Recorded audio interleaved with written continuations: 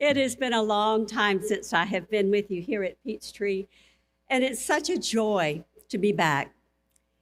I can't help but think of all the things that have been in these past few years, all the struggles with churches and the world and in our own lives with the pandemic and economic troubles, energy crises, war. It's been hard. It's still hard. So I have to ask, do you think the angels got it wrong? I mean, there they were that night singing their hearts out, a frightened group of shepherds beneath them and the starlit heavens above. Glory to God in the highest, and on earth, peace and goodwill to all kind. Anybody seen any peace on earth lately?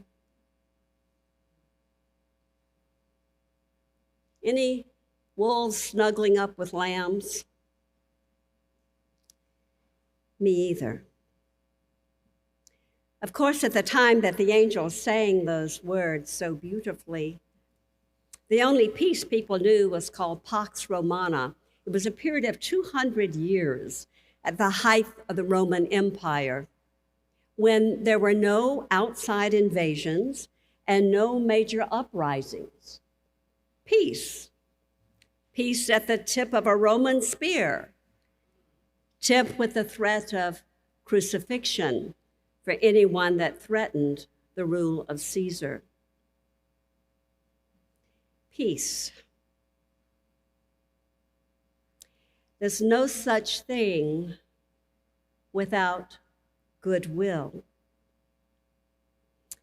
Folks were ready for a change, and hope was prevalent throughout the empire.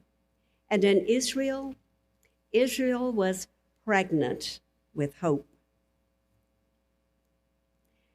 And a little child was born of that hope. And the promise grew in its power. And the people longed for the coming of peace and goodwill to all. It has been a longing and a hope since the beginning of time, I think. A longing and a hope today. The people of Ukraine, of dreaming of that kind of peace. In Venezuela, Syria, North Korea, Iran, and here in our beloved country. Within you, within me, the longing for that kind of harmony in life, that kind of true justice and kindness. Seems like in Georgia, we're forever going to be doing politics. And amidst this divisiveness and dividedness, that dream, that hope, it seems as elusive and as alive as ever it has been. But go back with me, 3,000 years to the prophet Isaiah, when he spoke those magnificent words, setting before the people and before us at the beginning of Advent each year, as we find ourselves here on this first Sunday of Advent, setting before us that same dream, imagining in a time when the nations of the earth do not make war on the nations of the earth, a time when people don't even plan and prepare for war because no one studies war anymore. A time when they shall beat their plows into, their swords into plowshares, their spears into pruning hooks, and nation shall not lift up sword against nation. A time when all creation is recreated so that nothing will hurt or destroy on all God's holy mountain. Isaiah still says those words each Advent as we begin our journey once again toward Bethlehem to kneel at the manger. We hear again that prophecy of hope, that longing for peace, true peace, for the dream to be realized, and our call to participate in that dream, beating our swords into plowshares and our spears into pruning hooks. Now, I have a confession to make. I don't have a single sword, and I would not know what to do with a pruning hook if you gave me one. So don't. And I haven't heard of many of you having such. Besides, don't you know the story? Don't you know the baby is born? Those scruffy shepherds make their way into Bethlehem to see this thing which the Lord has made known to them. And there they find year after year Mary and Joseph and the baby wrapped in, lying in. See, you know the story. We know that story, and we know that peace, real peace, was neither then nor now in our world. We know there are no wolves lying down with lambs, no spears becoming pruning hooks. It's just a wisp of a dream, perhaps a foolish hope. But Peachtree, it is Advent. The prophet still speaks, and the angels are tuning up. Maybe, just maybe this year. The prophets and the angels tell us that real peace cannot be had without real goodwill. Oscar Romero, you remember, he is the late Bishop of San Salvador. He was known for his words and his actions for peace. He said, "Peace is not the product of terror or fear. Peace is not the silence of cemeteries. It is not the silent result of violent repression.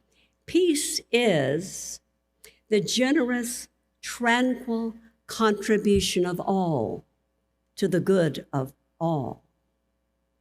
The generous, tranquil contribution of all to the good of all.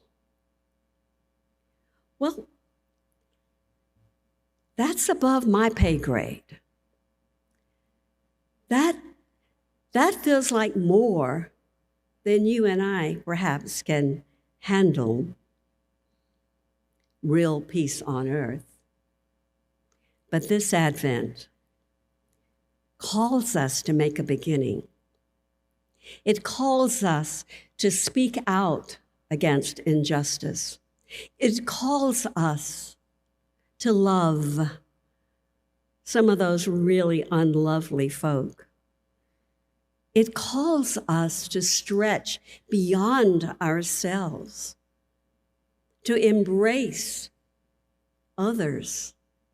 It calls us to look deeper than perhaps we ever have within, that we might see what the blocks and borders are in our lives that prevent us from being among those who can live out their lives with acts of kindness and with real justice for all. We are called to make a beginning. And you'd be amazed at what in the strangest and most unexpected of places between the least likely of people, something of peace and goodwill can be found. It was in 1990. There were 26 of us from my home church at Sandy Springs Christian Church who went to Israel on a creative mission trip. John Fite, known as the founder and the artist behind hospital art, and the late Lynn White, who was senior pastor at Sandy Springs at that time, they led the group. We told the stories in all the places we believe they may have occurred. And we painted. We were scheduled to paint in 5 different hospitals. On the last day that we were there, we spent the morning at Vad Vashem. It is the Holocaust Memorial in Jerusalem. It is an experience beyond anguish. But what really broke us was the pile of children's shoes. Thousands and thousands of children's shoes. Little ragged knit baby shoes. Sturdy, scuffed up little toddler shoes. Little buckle and rain boot shoes of young children. Children whose bare feet went into the ovens of Nazi Germany. And it broke us. When we got back on the bus, nobody made eye contact. Nobody said anything. We did not even weep. It was so far deeper than tears. We were scheduled to one more hospital that day to paint with children at a small orthopedic hospital in Bethlehem, which was in Palestinian territory. It was a hospital serving the Bedouin people. So it would be Bedouin children needing orthopedic surgical help. I cannot begin to tell you how much how much we did not want to go. But we had scheduled it, so we went in. The administrator of the hospital met us, and he seemed about as enthusiastic about our presence as we felt. He showed John Fite this wall that was about 1/3 the size of the baptistry. And he said, "You can paint on this wall." So John got busy with his magic marker, drawing a big butterfly and sketching out some flowers and a little ladybug and dotting in the paint that the children could fill in the paint colors. And so we went into the rooms trying to get everybody out. Those big brown eyes of the children met ours with a measure of excitement. Their mothers were much more shy. It was the custom, "Oh, I've got another preacher in the crowd." Their eyes were betrayed that they were fearful of us. After all, we were from America. We were those Satans to the Palestinian, much of the Arabic community. These were people who lived in the desert in tents. The women wore their ragged, colorful kaftans, slept at the side of their children's beds, and performed the basic necessities of life for their children as their children were helped by the surgeons there. But gradually we got them out in the hallways, and they weren't quite sure what to do. Of course, they were speaking Arab, but we were speaking English. And then we started speaking paintbrush. And finally, somebody dared reach. And then as soon as they caught on that they were supposed to fill in with the colors dotted in the butterfly and the flowers, boy, the hands were coming like this. You know, I'm sure they were saying, my turn, I want to paint. And I ended up sitting on the floor playing the silliest of games with the children that had casts on that didn't let them really get up to the wall to paint. The administrator, seeing this miracle that was going on in his hospital, grabbed John and said, So he gave John a huge wall that he could draw on, and then another, and then we started running out of paint, and we were well past time to leave. But it had been a time of laughter and even seeing one of the gals in our group played flute. She started playing O Little Town of Bethlehem. And many on the staff were Christian Arabs, and they started singing in their language. Some of those who spoke Hebrew sang in Hebrew, we in English. And there was this sound, Jim Bell, that you would have loved. I was the last one to be out. I was to make sure we had gotten everything and help to get all the people back in the room, taking presents to leave for them in the room, some little knitted caps and things for them. And then as I was almost out the door with everybody else just about on the bus, a woman, she had to be 4 inches shorter than me. She ran up. They were all very young, these young mothers. She ran up and pulled my face down to hers, and she began to kiss me, cheek to cheek to cheek to cheek to cheek to cheek. She was weeping. And of course, my tears started, and we baptized one another's faces with our tears. And then I saw where she was pointing. She was pointing to the wall opposite the front doors where I was trying to exit, where the bus was, where you would come in. John had painted there a large dove, descending dove with the olive branch in its mouth. And around the dove, he had written in Arabic, Hebrew, and English, Salim, Shalom, peace.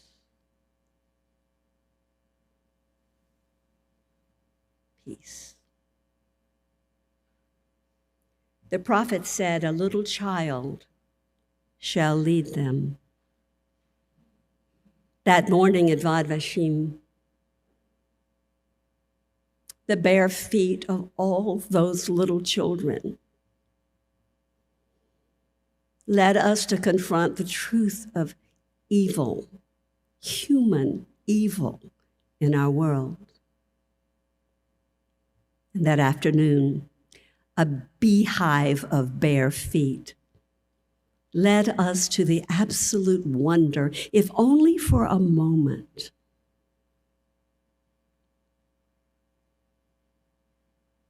of swords becoming paintbrushes and plows becoming giggles.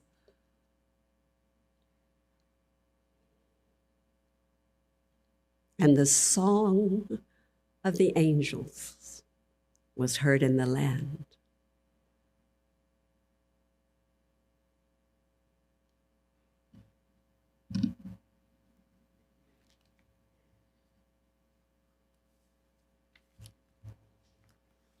Let it be so.